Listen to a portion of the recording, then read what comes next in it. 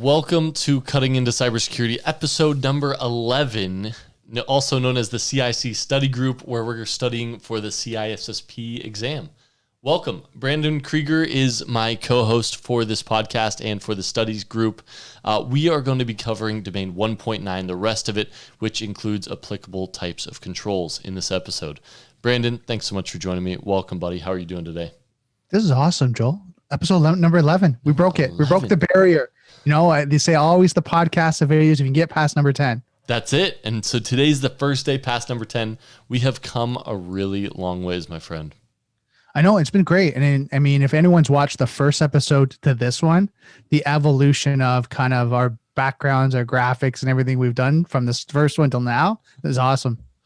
Oh, just getting better. Well, cool. Well, thank you guys for joining us. I just want to thank you guys for being here. If you are on with us today, will you guys please give us like a thumbs up or a little clap or a heart or something? If you guys respond here in the LinkedIn chat, it lets us know that you're with us, and it actually shows us your picture and your name above, so we can actually bring you into the conversation, recognize you for being on this live stream. So please, once again, throw us a little thumbs up or a clap. Just go ahead and spam it like that, and your icon will pop up at the top for us to see. So please do that for us.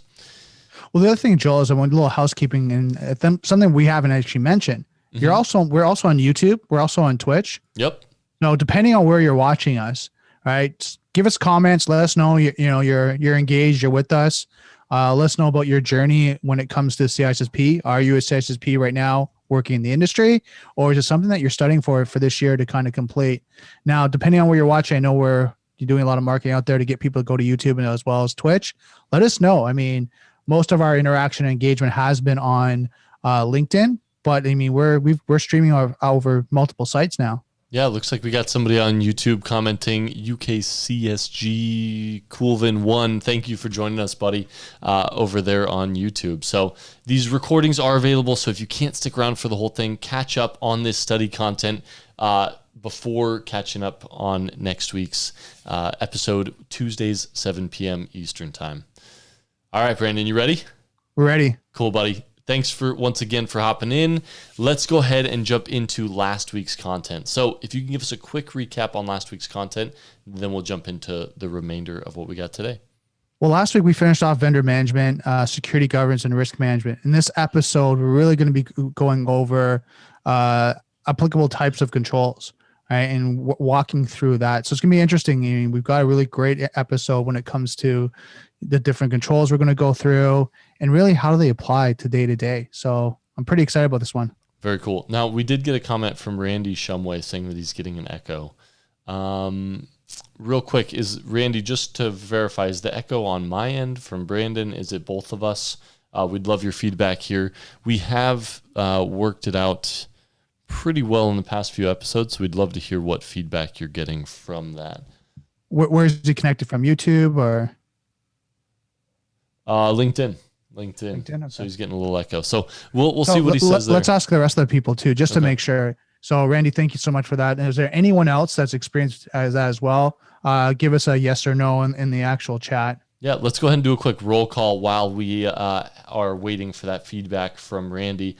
Sean Delane, thank you so much for joining us. Buddy, I did get that article, so we're going to be sharing that, the update for the CISSP retake policy. So I'm going to share that. Thank you for sharing that with us. We also have on with us Will McCall, Senior Gray Hat Advisor to Junior White Hats at, I believe, the Australian Cyberfire. So welcome. I think that's what AUS stands for, right? Australian. The Oz Cyberfire. I'm assuming that's Australia. Will, if that's not what it stands for, please clarify in the chat below. And then we also have Kevin Astanato, IT specialist over at Tech Systems. So welcome. Thank you for joining us. Looks like Sean said there's no echo for him, and Kevin said no echo for him as well. So Randy logged in and logged out and said he fixed it. So it might have been just the driver issue on the side. Now, I don't know if you guys look on LinkedIn. It looks like my video is a little off, just to let you know, Joel, on the clarify in the chat below. And then sorry about that. Let me go ahead and fix that. I was working on your. We were doing a little minor fixes and stuff ahead of the actual show. So doing a little bit of tweaks, and we were looking at kind of some information. So there's a few just minor things that we're fixing. While Joel's doing that, I'll go over kind of what Sean sent out. So if you go to ICS CISCsquare.org. There's actually some new policies that are out there. Again, thanks, Sean, for sharing this. They're talking about like after the exam, when it's ended, kind of what's the protocol, when you actually get your results potentially right there, if you pass. And then they're talking about the results reporting. There's the ICS Square will actually go through it. Now look at the statistics, look at the analytics, and then how you score, pass or fail. So a little bit more information, exam irregularities or results of validation. So they've drawn that out a little bit more from what I can see. If you're suspected of fraud or policy violations, they're really kind of honing down on that. And then they go through the retake policy of, if you failed the exam the first time, you have 30 days in between that exam and the next one you can take. Then if you fail it the second time, then you have 60 days in between. And then a third time, then you have 90 days in between. And then what happens is they say the limit, and this is, depending, like hopefully knock on wood the second time, by the second time you pass it, but it's a limit of 4 times per 12-month period that you can actually, take an attempt at the exam. Talk about earning their certifications and recertification by examination. So if you want, Sean, Joel, did you want to post that up? Yeah, I actually did that the whole time you were talking. So just a heads up, that retake policy is available. Once again, the core concept that I think changed is you have to wait 30 days of test-free days if you don't pass the exam. Now, if you don't pass on the second time, then you have to wait 60 days. Now, our goal for doing this is that each of you guys pass on your first attempt, right? That's why we're here. That's why we're here every single Tuesday, 7 p.m. Eastern time, is to study with you guys, give you guys the content you need to pass this exam. Awesome. So you did a quick recap. I wanted to throw up a couple quick pictures from last week, if that's okay with you, Brandon. Sure. Let's do it. Awesome. So real quick, these are the risk equations, right? So risk equals threat times vulnerability. We have threats times vulnerabilities times asset value equals your total risk. And then you have total risk minus your control gaps equals your residual risk. So if you're implementing controls that don't completely mitigate the risk, you may have some additional residual risk, and that's how you calculate that. Now, this next picture real quick is our elements of risk. And this was one of Brandon's favorites, right? So this is going to switch over from, you start with your threat at the top, and threats implement exploits which exploit vulnerabilities, which results in exposure, which then equals risk, right? Now, these risks are mitigated by safeguards, which protect your assets, right? So the safeguards protect your assets, which then bringing it full 360, are then endangered again by threats. So if you are going for the CISSP, I think this image depicts that this is a never-ending cycle. It is. It's one of those things that you're always thinking about. And as you evolve, like I'm sure you guys will contest, the guys that are doing this day in and day out, as you implement new strategies, new security protocols, then you're going back through this over and over again, right? Absolutely. Now, we were talking about some security controls in the last episode. So this is the final recap picture from last week. Is you have your assets, is what you're trying to protect. You have your administrative controls, which includes policies, procedures, process. Then you have your logical or your technical controls, and then you have your physical controls. So logical controls or technical controls, think firewalls, think your SOC, right? All their detection controls, your logging, all of those capabilities, your phishing prevention, user awareness training would be then logical, and then you have your physical controls, which we're actually going to address today. So you ready, Brandon? Yeah. Oh, I'm ready. Let's jump into it. All right, cool. Let me go ahead and fade us back in. Awesome. And let's jump right in. So getting started. Physical controls, these are items you can physically touch, right? They include physical mechanisms deployed to prevent, monitor, detect direct contact with systems or areas within a facility. Right. So examples of physical controls are like guards, right? And I'm thinking they're talking about security guards, fences, motion detectors, locked doors, sealed windows, lights, cable protection, laptop locks, badges, swipe cards, guard dogs, video cameras, man traps, and alarms. So there's a lot of physical things when you think about, and something that I would add into that is even signage, right? Signage is actually a physical, right, control where it says, alarm, you being monitored by cameras. Those are also physical, letting you know there's a physical control. Yeah. Now, these are also some of my favorite memes. So if you guys haven't seen these memes before, type in Google failed physical security controls. There's some epic memes out there for, I mean, just like common sense stuff that people have implemented in place for security controls that just don't work. And Brandon, we should have had a few of these for this episode. We should. And you can actually pull them up too if you want. I know one for me, actually working physical security is the brick in the door. Oh, where it's a security door and that someone's propped it open to go for a smoke break. That's it. Yeah, I'll have to find one before the end and see if I can pull one up because there are some good ones. But I'm sure you guys, if you guys have seen one of these awful physical security examples, will you guys put a thumbs up, right? Or maybe put a comment in the chat. Like, what are your guys' favorites physical security controls that are just an absolute fail? Please put it in the chat. Put a thumbs up if you guys have a favorite, because Lord knows they exist. Yeah, So, and I love to hear like from all you guys, Twitch, YouTube, all that. Let me know like what's the worst one you've actually real life experienced. true. Like I know for me, like there's ones where you can sit there and you're like, no, that's not real. That's not possible. But yeah, there's things where you're kind of going, it happens. People do circumvent security. Yeah. Well, and guys, that's what this session is about. It's not just fire hosing you with all the CISSP content and all the terminology. Yes, we work that in, but it's about bringing in your circumstances, your situations that you've experienced, and ours as well, right? And bringing that into the context so that when you go to sit for the exam, you remember the terminology, the different controls that are in place, and all the content. So let's quickly talk about it, Joel. Why is that important? Why is that important that it's actual personally? It's a personal situation. For the CIS, sorry. When you're looking and reviewing, you're doing your education, that you can kind of go, aha, that one time I had that's where it relates. Why is that important when you're studying? Because that one mental image could be pass or fail. Right. It could be. But not just that, but implementing this after your exam, it could mean breach or not breach, right? When you're actually implementing it into your actual organization. Is that where you're taking this? What about recall? Can you recall something that's actually more personal versus actually something that's theoretical? Absolutely. If I told you a story, hey, Joel, remember that time we were at the office and this guy had a brick in the door and you're like, oh my God, it was raining outside? You're going to remember that situation versus you reading in a book that you're supposed to not circumvent security controls by putting a brick in the door. That will go in and out. But a situation that you personally remember that you experienced, now something's like a story. Your recall is going to be so much better. So if you can relate these areas or these topics to a personal situation, you will recall them a lot better. That's a lot of times why Joel and I are sharing situations that you guys can relate to. Because when you do it, you're going to go, oh my God, remember that time? Yeah, Joel was talking about that. I completely experienced that the next day. And that's exactly what happened. Then when you write down and you sit for exam, you're going to giggle, you're going to laugh. Oh my God, yeah. Remember that time? And then you're going to be able to answer that question. That's it. That's key. So. Now, real quick, there was a funny one that was posted in here. So Will said, when your gate is a ladder meme. And sorry, I'm so sorry. I was a little distracted, Brandon. But there are some really, really funny ones. And I think I got it just in time. Let me see if I can share this real quick. All right, fading in. But why not stairs, Will?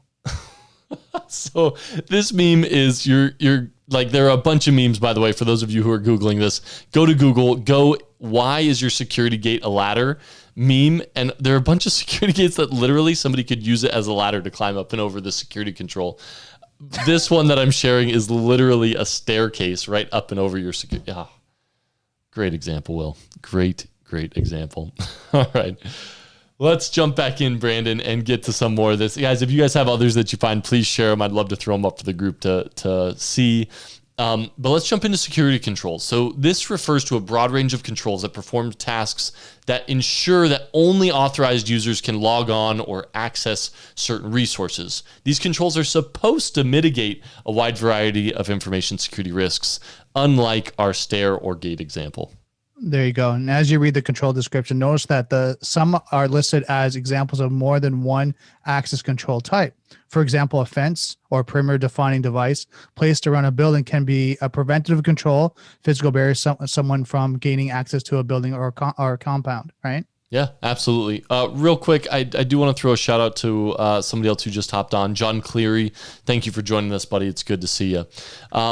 Yeah. Now these are also supposed to be a deterrent, right? So not just preventative, but a deterrent or discourage someone from trying to gain access. And we're going to jump into that right now. So let's jump into the deterrent controls. And these are deployed or displayed to discourage violations of security policies. Right. And deterrent and prevention controls and preventive controls are similar, but deterrent controls often depend on individuals deciding not to take unwanted action. And that's key. It's the individual having the moral, call it compass, to say, I'm not going to do that, versus, oh, well, that's a ladder, or I can go over those like you had with the bricks. I can step over and get in easier, right? It's supposed to be the point where there's supposed to be a turn that it actually scares them enough, right? Or stops them in their action of doing that. So give me an example. I know for me, like in physical security, right? Yep. When you have signs, you have lights, and you have signage out there saying you're being monitored by video cameras, CCTV cameras. Guard dog inside. Guard dog inside. Big German Shepherd, you will be bitten, right? Like right. those signs like that to say, look, you're going to stop, where people go, nope, I'm not going there. I'm not going to do that. It makes them think second, versus people going, you know what? I think I can get in there. Yeah. I think I can do it. If I just do this one thing, it's going to be easy. And then they Nobody look up and say, yeah, who's watching me, right? Yep. That camera is, that light just came on, all that other stuff. Then you're like, I got to go. Now right? that's the deterrent. Right. Right. So deterrent, prevent them from even attempting it. But the next one is the preventative. So in contrast, the preventative control is deployed to thwart or stop unwanted and unauthorized activity from occurring. So guys, we have some examples here that you're going to want to know for this exam, because Brandon and I looked at these and we're like, wait a second, is this really going to thwart or stop something from occurring? Well, according to CISSP, the way they look at it, it does. So a few examples of these preventative controls are fences, locks, biometrics, man traps, lighting, alarm systems, separation of duties, job rotation, right? We've talked about all of those. There's a few others that are supposed to thwart and stop this, including pen testing, access controls, encryption, auditing, presence of the security cameras, smart cards, and callbacks. But there were a couple that I'm going to have Brandon talk about that we were kind of on the edge on. Brandon, hit on those. Yeah, sure. Okay. So security policies, security awareness training. That was when we were kind of having a conversation about preventive, right? It's actually preventive controls. Now, I'd love to hear what you guys think about security awareness training, right? And Joel and I were kind of talking about, can it be a preventative control? Because some people don't really kind of pay attention. I mean, there's ones, and I'll be the one to talk about this, where sometimes when a company goes through cybersecurity awareness training, then all of a sudden you do a scan in the dark web, and all of a sudden you start to see username and passwords the next week, 2 weeks, and you start to see them going, well, they didn't really kind of pay attention because they shouldn't have clicked on that, shouldn't have entered their username and password. They shouldn't use their company credentials and information from their company email address and their company credentials. So what's going on, and where are we failing kind of on that side? So you kind of go, is it really preventing, right? Or is it just a deterrent? On the other hand, if you like, I've done some security awareness training that was phishing training, and it's like, okay, here's a phish email, like spot the phish, right? Where there's like 10 examples of, is this a phish or is it not? And like you have to pick a phish and then type Y and then submit it. Okay. It's like, those are good exercises. So that type of training may actually thwart or stop or prevent a phishing attack from occurring. So guys, that's where CISSP is coming from. From Brandon and I's perspective, we're like, okay, we've given some people how much cybersecurity awareness training, and they still click the darn links, right? So, but Joel, I got to know what's going on. I got to know that golfing trip. They send that to me. I have to know if I get that discount. Am I really getting 50% off? I need to know that. And you won the lottery. Just pay the taxes. We'll take care of the rest. Click the link. We got you. Well, I got a call from all aside. I actually got a call from Microsoft today that they were supporting my computer, and there was a problem with my Mac. Yep. The other one that just called my 90-year-old grandmother's. Amazon's calling because there was a $349 transaction on your account, and they're calling to verify. So be careful of those scams. They are out there. They are calling people. These are current scams happening. All going on. All right. Next security control is detective. Now, the detective control is deployed to discover or detect unwanted authorized activity. So detective, I mean, you just think of Sherlock Holmes, right? He's figuring out who it is. Right. And then their detective controls operate after the fact and can discover the activity only after it occurs. So that's really kind of key there to think about. It's after the incident, right? After it happens. It's not the point where you're trying to detect it previously, be proactive. That's the deterrent and the preventative. But this one's actually after it's happened. Now you're going through and investigating. Yeah. Now, Sean made a quick comment. The Nigerian prince emails. Absolutely. Not only are the Nigerian prince emails still out there, Sean, we've seen them same premise, but tweaking it a little bit. So it's the same type of scam, but it's not a Nigerian prince. Hold on here. Yeah. He doesn't need our help. He doesn't need access to my account to send me $300 billion. His country is in dire need, Brandon. How dare you? It is a life or death situation. He needs your social. I sent him my bank account. I'm waiting for the transfer. That should be enough. I'll give you that. All right. Next control up is compensating. I'll let you take this one away, Brandon. So compensation control is deploying to provide various options to other existing controls to aid in enforcement and support of security's policies. Yep, absolutely. And they can be controls used in addition to or in place of another control, right? So this is all about defense in depth. Right? Compensating control, a certain control covers a certain gap for you, but it doesn't cover the whole. It doesn't completely fill what that control, or it doesn't completely mitigate that risk. So you need another compensating control. Right. There you go. To kind of fill that gap, right? Yep, exactly. For example, organizational policies may dictate that PII must be encrypted. Yep. So you got organizational policy, but then you got encryption on top of it. You got it. So that gives you that layer. Now, are you going Corey? What Corey just said? Yeah, I was going to go with Corey. Now, Corey, we didn't even know you were in here. You got to throw a thumbs up or a clap or something so your picture pops up in the reactions portion of this thing. So we know you're in here, but you commented, so thank you. She says it's now the fake sugar daddy emails. I haven't seen these, Corey. I'm not sure if I'd fall for it. I was about to say I would, but you got to give us more details. I'd love to hear about the fake sugar daddy emails. Yeah, I mean, I'm seeing it like on Twitch. Or actually, hold on, was it TikTok and all those ones? I'm seeing a little bit of the spam going through kind of the feeds on there as I'm kind of just watching and seeing what's going on. But yeah, I mean, I think, there's all these different types of ones, especially with the young girls. And we'll talk about this after, but I actually watched a good documentary on Netflix about the social impact of social media. Social dilemma. That one, have you seen it? I started to watch it and it's really impressive. And literally they were able to tweak these algorithms to say, hey, what do we want to show the people with these certain profiles and these certain characteristics? And they do. They're able to tweak this stuff, literally fine tune it for whether they want to impact elections. For your guys' knowledge, Mark Zuckerberg just came out and said Facebook assisted in registering 4.4 million voters.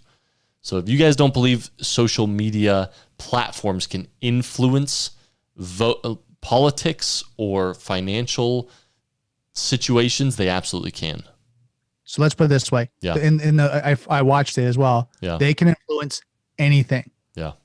Because what happens is, and they were talking about this, and no, I don't want to give too much spoilers because I want you guys to watch it, but they're actually talking about like the lottery kind of, or the, what do you call it? The ones you pull on. What are they for the slots? When you're pulling on the slots, you're always waiting for the dials to roll, and you're hoping cherry.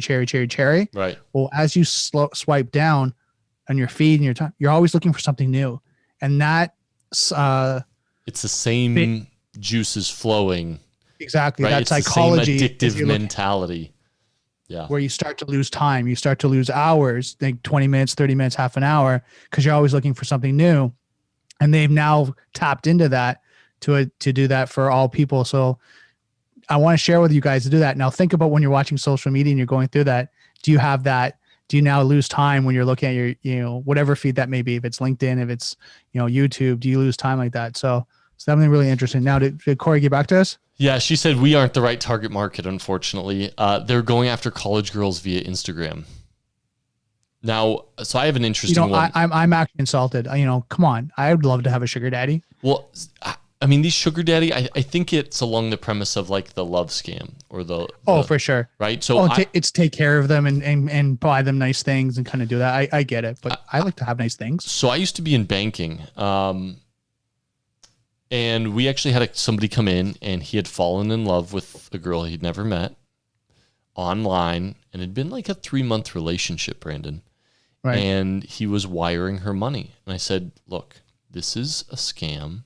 You've never met this person. I was like, do you have a family member like that? He wasn't listening to me. He wanted to wire out. It was like $4,000, and it wasn't even his money. Like, it was his aunt's money that he borrowed to wire overseas to this girl who was in dire need of his money. And it was obvious like clearly apparent love scam. Was it catfishing? It was. And so I ended up calling his aunt with him sitting there and like talking to her and be like, look, we've seen this before. This is a love scam. And he really wanted to wire it out. Well, the right controls were in place that I couldn't stop him from wiring out the money, even though I was 99% sure it was a scam. And she said, look, I can't stop him. And he goes, I want to send it. I want to send it. Like, they had him so convinced that she was a physical person. I saw him the next week. It was a scam. She never texted him back. Wow. So guys, yeah, I'm pretty sure that's the same thing. Like, there are people, especially during COVID, where this online interaction, it is dating online. Right. Like, there is no personal interaction. There are people from other states, and like, it's going to keep coming up over and over. So now here's a little tidbit for people. My wife's studying a lot when it comes to the psychological mind and the growth. Mm-hmm. Until you're around the age of 22 to 25, the logical brain is not completely developed. Really? So what happens is when you have a situation, it's the end of the world scenario. So that's why you see younger teens when they break up, they're never going to meet another person again. It's never going to happen. Right. And oh my God, they're the love of my life. They're 13, 14 years old. They don't logically assimilate that. Hey, I have like 40, 50, 60, 70 years to go. I'm going to meet so many more people. It's that one instance. So when these guys are taking advantage of that in those situations, what's happening is now they're playing with their minds that they're the only one. Right. Right. So it's pretty scary. Okay. So let's say you get hacked. Somebody gets your bank account info. They open a joint account with you. It gives them access to other resource, whatever it is. You're going to have to implement corrective controls. Mm-hmm. Now, this is once a situation has occurred, you're bringing that back to status quo or back to where it should be, right? So it's modifying your environment to return the system to normal after an unwanted or unauthorized activity has occurred. So that's a corrective control. And I have an image for the recap at the end of these next two controls, Brandon, by the way. So then they're just kind of reiterating it attempts to correct any problems that occur as a result of a security incident. Mm-hmm. Corrective controls can be simple, such as determining malicious activities or rebooting your system. So we're talking about malicious activities online, kind of doing all that. And I think they're malicious because they're basically hacking the individuals. But, doing that, there's a malicious intent to take control. And so now these are things that, you look at what are the corrective measures that you need to take. Yeah, absolutely. Now, you got to think, guys, antivirus, quarantining a virus, backing up, restoring your data, right, in case of ransomware.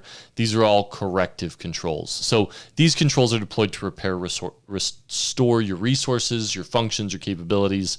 Yeah, and I think we're going to leave it at that. So let's jump into recovery. So recovery controls are an extension of corrective controls, but they're more advanced and complex. So corrective and then recovery. Give me a few examples of recovery. So some of the recovery controls include backup restores, fault tolerance, drive system images, server clustering, antivirus software, and database or virtual machine shadowing. Yeah, so a little bit more technical, right? But these are going to relate to business continuity, disaster recovery, something with like multiple steps in your process. Those are going to be recovery controls, whereas a corrective is going to be like restore and backup, right? It's going to be one thing that you can do to correct quarantine virus, right? Those are corrective. Recovery is going to be much more process-based, warm sites, cold sites, right? But if you're going to migrate to a whole nother site, there will be steps and processes required along the way. Right. And the next we got what, directive? Yep. And last one. Now, did you see? Okay, I just received in one comment. So directive controls, right? A directive control is a deploy to direct, confine, or control the action of subject to force or encourage compliance with security policies. So basically, these are security policy requirements, criteria, posted notifications, escape route exits, monitoring, supervision, and procedures, right? So that's directive, right? Management directing their employees to help encourage compliance. So that's a directive control. Now I'm going to throw up this. Oh, sorry, go ahead. Before we go into that, sometimes you look at these ones too, just to kind of remind you in real world situations, a lot of these go through tabletop exercises, right? Absolutely. You go through these scenarios just so you guys know in real world is to make sure that you can actually deploy them or go through them in a certain manner to see that it works, right? So you're looking at fire escapes, all that. They'll do fire, safety things that where they'll have a day that they'll test it to see time, exits, what are people doing? And then it'll brief to modify these plans too. Yeah, absolutely. Now, I do want to throw a quick shout out. I'm not sure if you've met him yet, Brandon, but we actually had Brad Rhodes jump in our live stream. Have you met Brad yet? No, I haven't met Brad. I'm going to have to introduce you to Brad offline. I actually assumed he had his CISSP, but I did a quick LinkedIn stalking, and he doesn't have his CISSP yet, but he's in the National Guard, Colorado Army National Guard, cyber warfare. So he brought in some fantastic insight into what's occurring with Title 10 and Title 50 organizations in another conversation we had in another Zoom meeting. So I'll brief you on that. But Brad Rhodes, thanks for joining us. And if you're looking to get your CISSP, you're in the right place. So awesome. All right, I'm going to throw up this quick recap real quick. These are the control types and examples. So you have administrative or directive controls at the top. That's going to be your regulations, your policies, your standards, your guidelines. Then you have your physical and technical controls, starting with preventative, controls that avoid an incident. Then you have deterrent, controls that discourage an incident. Detective, controls that identify incidents, right? Remember detective, like Sherlock Holmes, trying to find the identity of the culprit. Then you have corrective, you're remediating, it's the remedy to the incident. And then you have recovery, and that's restoring your baseline from the incident. Awesome. Whew. Any comments on that one, Brandon, before we kick over to security control assessments? I think that's good. I think now just guys, make sure you review that over and over again, just to memorize that for the actual exam. And then think up scenarios for yourself, right? Think up scenarios that you would kind of run through for each of those, the preventative, deterrent, the detective, and kind of go through an engaging scenario that you'll remember them. Yeah, great recommendation, Brandon. All right, let's get on to the next section. So those are the physical and technical controls. Let's get into the security control assessments. So the SCA, kick us off, Brandon. Is a formal evaluation of security infrastructure's individual mechanisms against a baseline or reliability expectation. Yep. Now, the security control assessment can be performed in addition to or independently of a full security evaluation. Now, full security evaluations are like a total penetration test or vulnerability assessment of your environment, your network, etc. But the security control assessment is the formal evaluation of the individual mechanisms. So once again, it can be with a pen test or completely separate from that.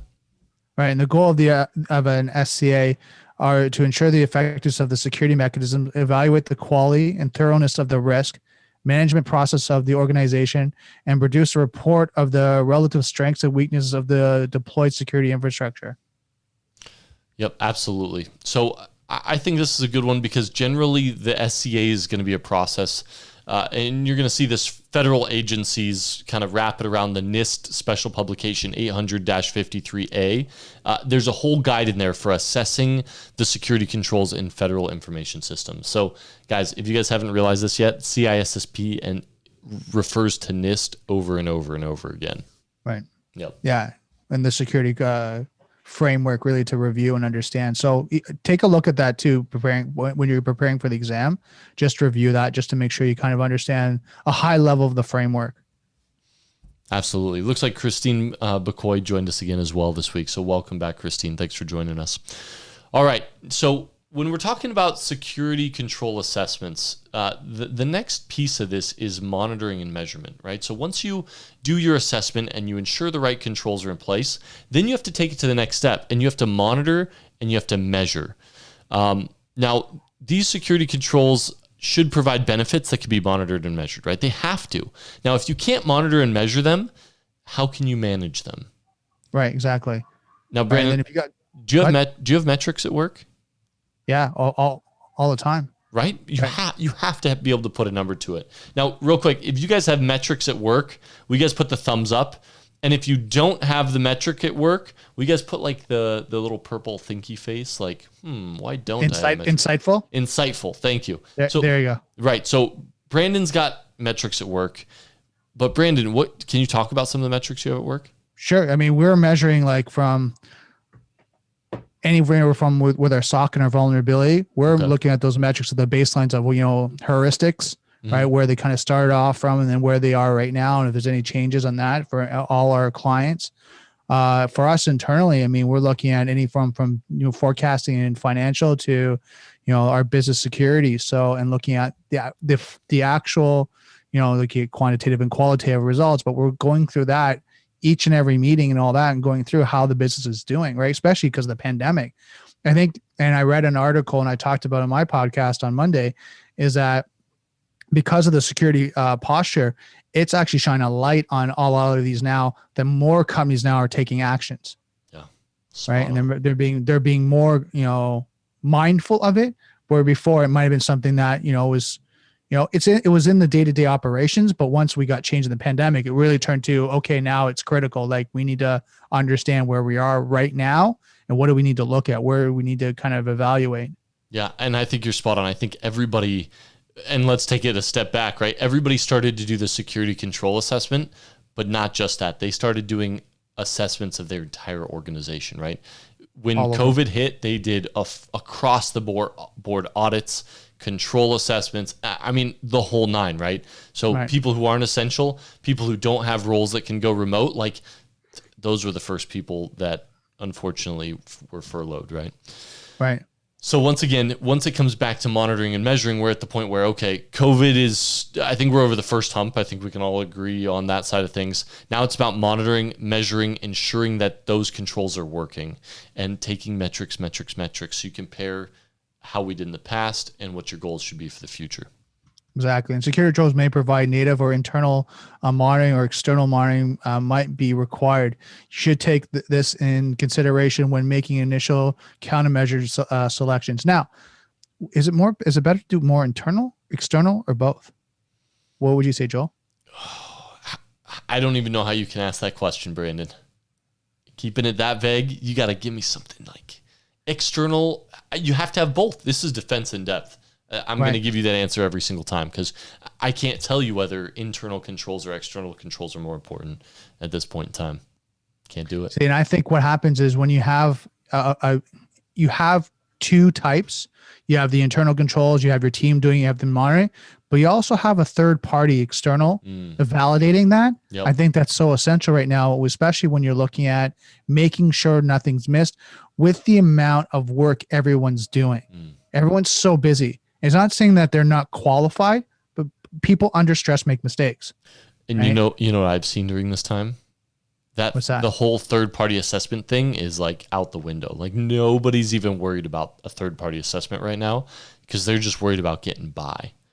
And that's when mistakes happen. So once again, guys, but these countermeasures, like there could be degrees of improvement rather than specific hard numbers. So when it comes to the effectiveness of controls and countermeasures, remember, there's no that's not true. There could be complete risk mitigation, but that's not always the case, right? It could be a certain degree of improvement or a certain degree of lack.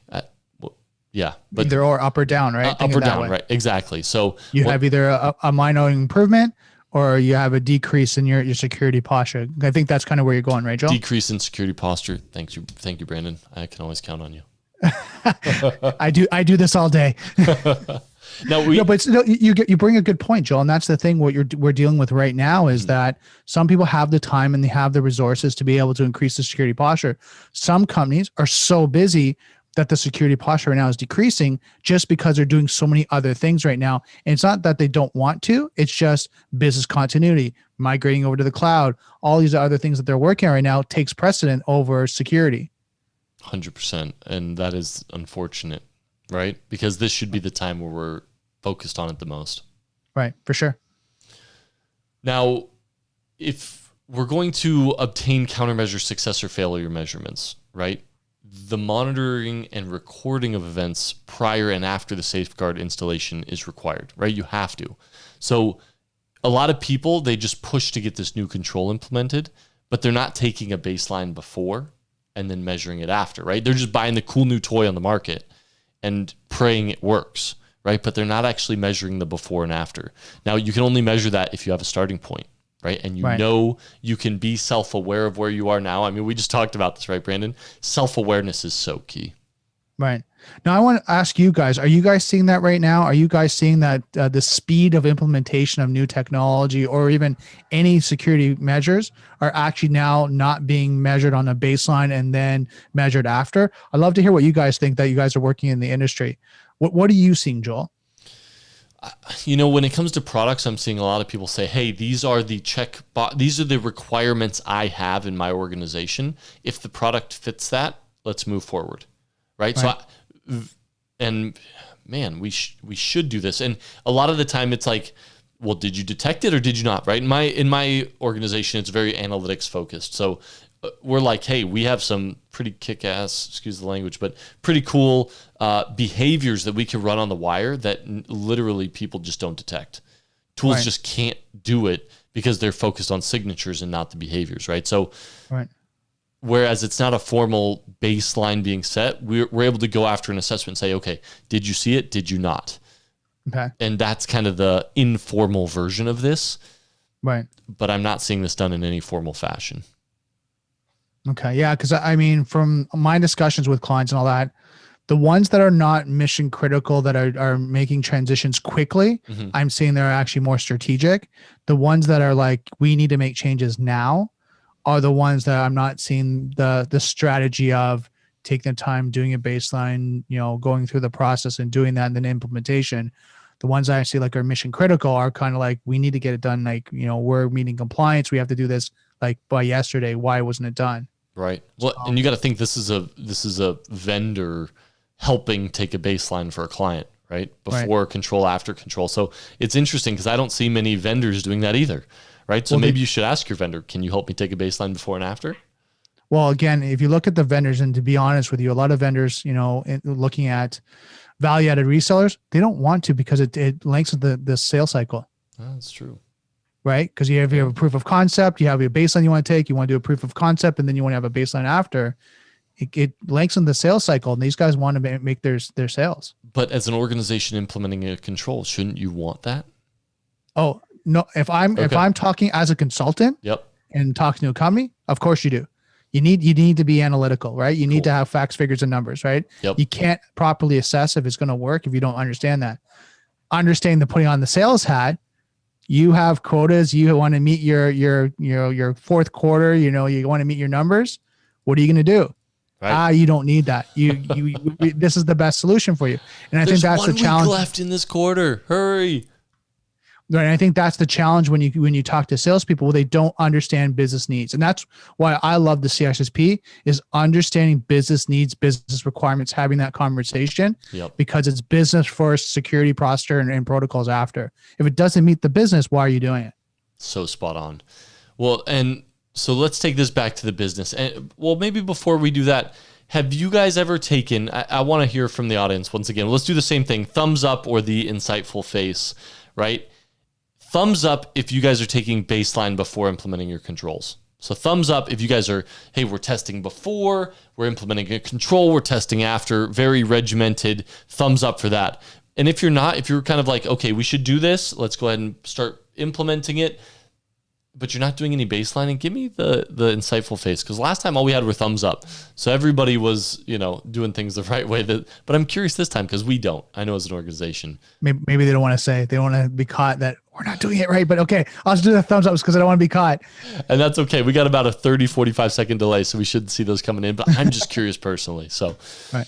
All right, but let's jump into this next section real quick because we got 15 minutes left. We'll probably end a little early, but we got some catching up to do right now. So asset valuation and reporting. We've talked a lot about this in regards to risk analysis. You have to appraise the value of your organization's assets. So it looked like we had a thumbs up there. I can't tell who it's coming from, but okay, so we had an insightful face as well. So one thumbs up, one insightful face where some people are doing baseline, some aren't. So looks like we have a mix, but I like it. So let's, before we jump into the next section, part of the cost and the benefits equation takes countermeasures, monitoring, and measurements into account, which is very important. Right. So you have to look at the cost benefits when it comes to the company, right? Right. Now, just because a security control provides some level of increased security does not necessarily mean the benefits gain is cost effective. A significant improvement in security should be identified to clearly justify the expense of a new countermeasure deployment. And that's where we go back to business needs. Yep. And that's also where it takes us into the asset valuation, right? The cost benefit is what are you protecting? And it comes back to if an asset has no value, there's no need to protect it. Right. Right. And so this was really interesting. I think we did in one of our ISAC calls, we had the Netflix threat intel and risk management team on, and they had, I'm going to have to find it and provide it to you guys next time. But they had a cool little calculation on how do you prioritize risk.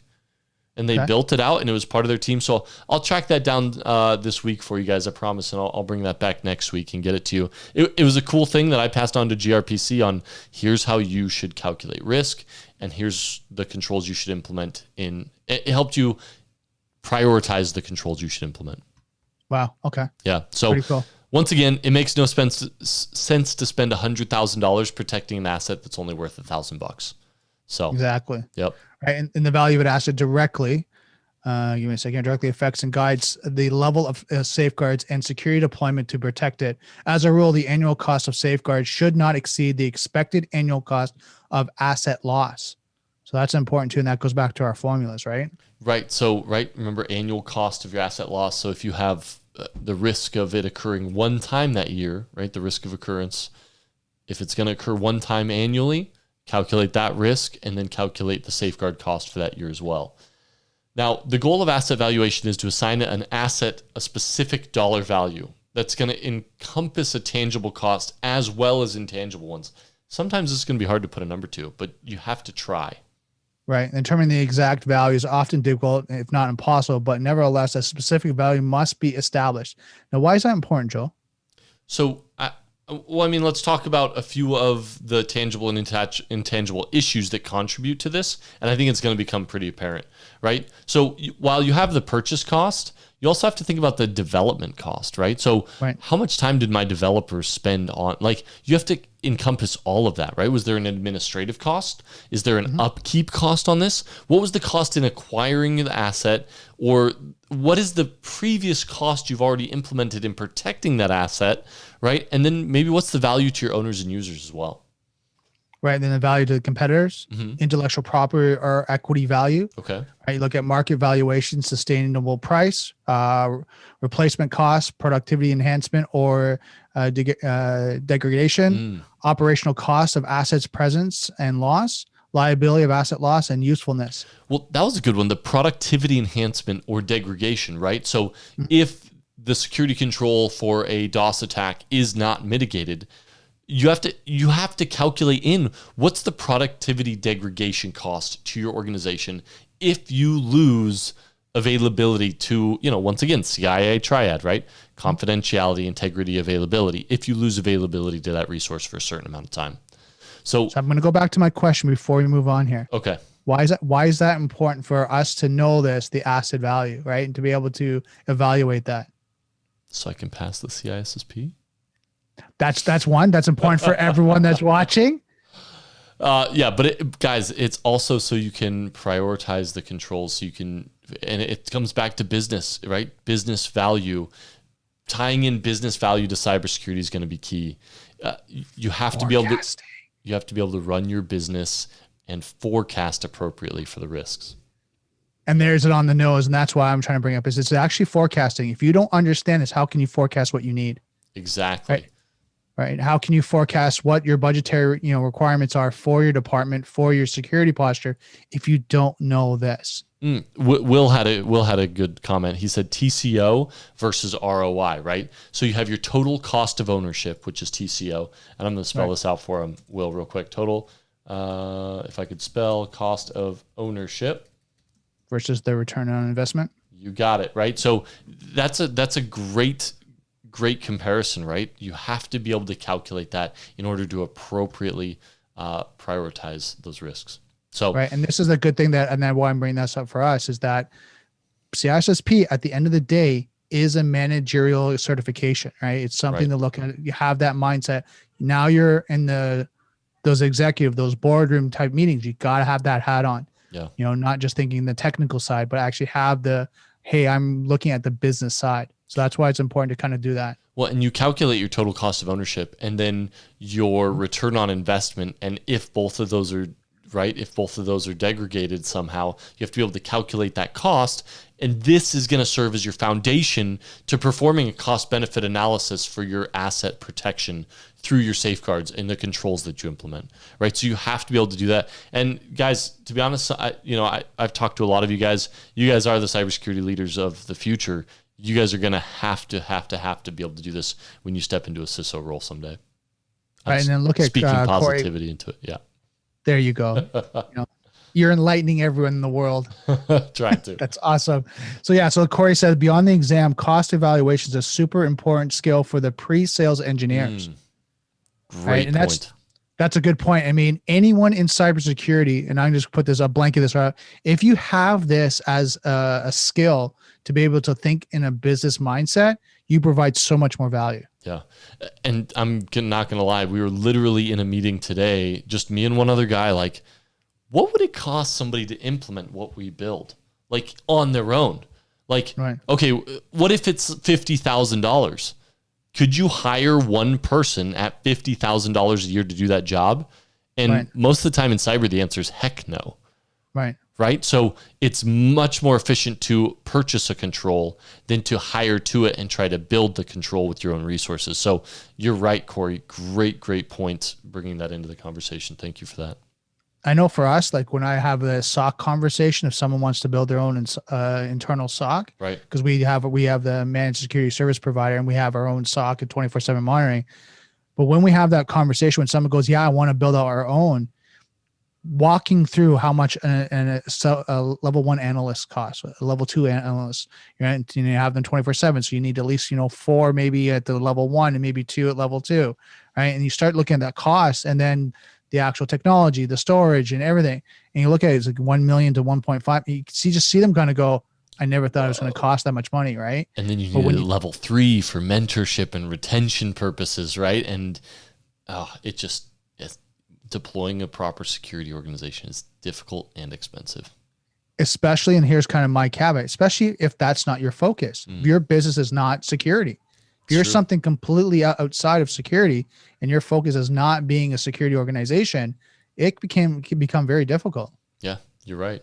Now, when it comes down to this, right, you have to be able to put it in a report. And a lot of the CISSP, it comes back to security assessment report, risk reporting, being able to do these, the TCO versus ROI assessments. So when it comes to risk reporting, it's a key task to perform at the conclusion of your risk analysis, right? The risk reporting involves the production of a risk report and the presentation of that report to the parties. So for many organizations, this reporting is internal only, whereas other organizations have many regulations or mandates from third party, right? Think FedRAMP, think PCI. What are some other ones? What's the healthcare one? HIPAA, right? HIPAA or high trust. High trust, right? What do you guys have in Canada? Do you guys have anything different up there? We run similar to the HIPAA, okay. But we have like PIPEDA, which is our data protection, right? And then California's got a new one too. New York does too. Ohio does. They're all coming out with, each of the states are coming out with new compliance right now with data protection. Yeah. Well, and it's interesting. So we're dealing with a client security breach right now. What's the European one? It's GDPR. Thank you. But even like we're dealing in the, Asia, Australia, in the Middle East, right? And all of them are worried about, well, are we going to cross that GDPR boundary, right? So GDPR isn't just affecting the European Union, it's affecting organizations all around the world because they don't want to infringe upon those as well. Exactly. Now, Sean actually brought a good point. The number of people that you need to have to support a SOC is mind-boggling, and most people really don't understand that. Yeah, especially smaller orgs. Small to mid-sized companies, right? Because they think I can just do that, and they might have a very talented security manager, director, but like Sean's saying, once they start to kind of implement that strategy, it now becomes daunting. Yep, you're right. All right, so we got to jump into risk frameworks, guys, if that's okay. We got 5 minutes left, and we're gonna knock this out. We thought this was gonna be a shorter session, but thank you guys for jumping in. I think the conversation and getting you guys involved is much more worth it. So. And Will says the SOAR is coming to replace all those people. Will, I don't know if you've implemented a couple SOARs yet, but it is not something you just put in place and walk away from. There is tuning to the SOAR that needs to be done as well. So care and feed constantly, right? Constantly. So, all right, risk framework. So a risk framework is a guideline, a recipe on how risk is to be assessed, resolved, and monitored. Now, take a guess where they're referencing this from, Brandon. I would not say NIST. That would be my guess. Dude, but as we're reading this off our notes, it is NIST. I don't know how you ever guess that. But yep, NIST Special Publication 800-37. That is, they recommend you read the entirety, but what I've done is I've taken a snippet out to give you guys instead. So let me go ahead and drop this up on the screen for you real quick. This publication provides guidelines for applying the Risk Management Framework, or the RMF, to federal information systems. The 6-step RMF includes security categorizing. Thank you. Security control selection, security control implementation, security control assessment, and information system authorization, along with security control monitoring. So I also have a good image for you guys that's really going to bring this full circle. But this is what you're going to need to know. So you're going to need to know that 6 steps from the RMF. And I guarantee you they'll try to mix it up and trick you on this and like throw something in there that shouldn't on an ABCD question. So once again, I'm going to run through this one more time if that's cool, Brandon. Yeah, go ahead. Cool. Security categorization, security control selection, security control implementation, security control assessment, information system authorization, and then control monitoring. And let me see the image I have real quick. I'm going to throw this up as well. So you have your process overview. Step 1, categorize. Step 2, select your security controls. Step 3, implement your security controls. Step 4, assess the security controls. Authorize is step 5, and then monitor is step 6. Whew. Wow. That was a mouthful. That was a mouthful. I'm sorry. Let me switch back and then we can throw this up on the screen again. If you guys are listening to this, guys, take a quick screenshot of this. You're going to want to know this. Just once again, this is one of those things. If you have a CISSP folder or something you can review, throw this up there for RMF, Risk Management Framework, and just like review this every now and again, or save it as a resource before your exam that you can just click through a number and like regurgitate this, make it so you can regurgitate this and put it in your short-term memory bank for the exam. Exactly. Cool. So we're at 7:58 right now. We're close. I think that's probably a good point to start or to stop for today. Okay. Right, yeah, because we're at the end anyway. A little bit of information. I mean, just the framework in the sense of the URLs. I don't know if you wanted to cover that last little bit. Yeah, I want to say that I want to cover this last little bit, right? So while the NIST RMF is the primary focus of the CISSP exam, you might want to review the other risk management frameworks that are used. They give you a couple others that you should want to consider. Let me get these in there for you. These are the other ones you might want to just copy and paste in there. I'm going to put this in the chat here in LinkedIn. Those are the other ones. So Octave, FAIR, and Terra. Threat Agent Risk Assessment is what it is. You'll want to know basically a summary for those, so how you can tell them apart. And then for some real world experience, there's a CSO online page. I'll paste that here as well for you guys. So you guys have some real world risk assessment framework examples and experiences in there. Now, depending on where you watch this, before we finish off there, Yep. if you guys are watching this on Twitch or YouTube, you can actually watch the video, and the links will actually be there as well.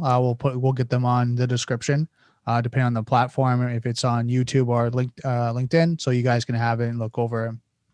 Awesome. And now what I want to do is, if you guys are new and joining us and you guys stuck with us all the way through, this is a calendar invite because, guys, we are going to get the CISSP. Everyone in here is going to get certified. We talked about the retest, whether it's on your first time, second time, third time, or fourth time. Everybody who's studying with us is going to get certified. So I just posted the Google Calendar link into these every Tuesday, 7 p.m. Feel free to add that to your Google Calendar and come join us next week, 7 p.m. Eastern time. Awesome. So, and just last, like, kind of a little bit of housekeeping for us. What are you guys thinking about this? I love to kind of hear your feedback on the information that we're covering so far. How do you like the information? And yeah, any questions that you have for us as, we're going through this, because you guys have been providing a lot of value.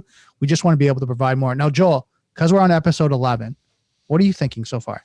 You know what I was thinking about before this? I wanted to start bringing in, so I've been taking, I don't know if you guys have the CISSP exam app on your phone, but I've been going through and taking those exams. What I was thinking of is like screenshotting those on my smartphone and sending them to myself and presenting a few of those questions here in these sessions. Would you guys find that valuable? What do you think, Brandon? Is that a good idea? I think what we can do is make some time at the end, right? And then try to bring up questions about that topic. I do also think, this was the biggest domain to go through. Yeah. I think we might have to have just 1 or 2 sessions, just a recap overview, because we're 11 sessions in, and we've covered a lot of information in 11 episodes. Yeah, that's true. So maybe we might need to mind map it. I like it. Maybe before either very end of this year or the beginning of next year, we'll do some like question answer sessions, right? Where we prepare a bunch of questions for people and then we can go through the answers kind of like as crunch time before we take the exam as people are going to sit for it. Christine also thinks that's a good idea. So cool. Thank you for that feedback, guys. I just want to give you guys all claps. So if you guys see these claps from a few seconds ago, I know I'm clicking in real time, but I'm talking about 40 seconds later. But thank you, guys. This is lots of claps for you guys for joining us. Thank you, guys, once again. This is this Cutting into Cybersecurity study group, or also known as the CIC study group for the CISSP. So Brandon, once again, you are a gentleman and a scholar. Thank you for being here Joel. with me, sir. You're awesome. So are you guys. Thanks for joining us, everybody. Have a great week. We will catch you next week. See ya.